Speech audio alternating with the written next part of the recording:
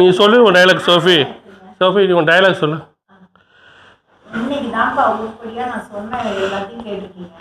என்ன செய்ய நிம்மதியாக இருக்க முடியலையே.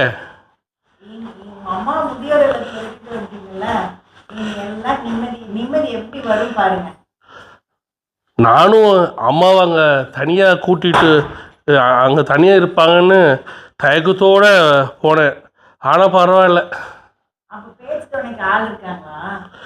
இல்லைம்மா, காலையில் தான் உங்கள் அண்ணன் உங்கள் அம்மாவை அங்கே வந்து சேர்த்துருக்கான். அதனால் பிரச்சனை இல்லை.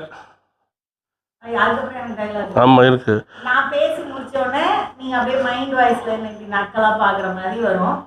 அதுக்கப்புறம் அதில் நிம்மதியாக இருக்க முடியலையே. நானும் அம்மா அங்கே தனியாக இருப்பாங்கன்ட்டு தயக்கத்தோடு போனேன். நான் கேமரா தயத்தோடு போனேன். ஆனால் பரவாயில்ல. உங்கள் அண்ணன் இல்லைம்மா, காலில் தான் உங்கள் அண்ணன் உங்கள் அம்மாவை போய் சேர்த்துருக்கான். அதனால பரவாயில்ல, 2 பேருக்கும் ஒத்தாசையாக இருக்கும். ஒரு வீடியோ போட்டு சொன்னபடி உங்க அம்மா முதியோர்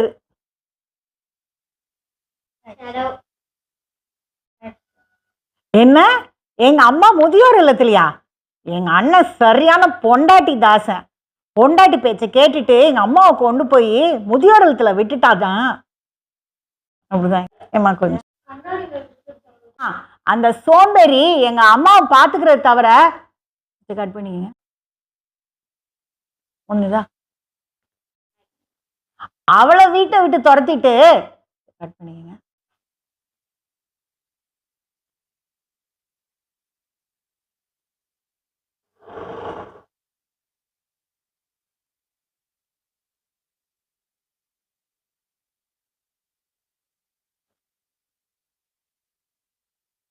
கட் பண்ணி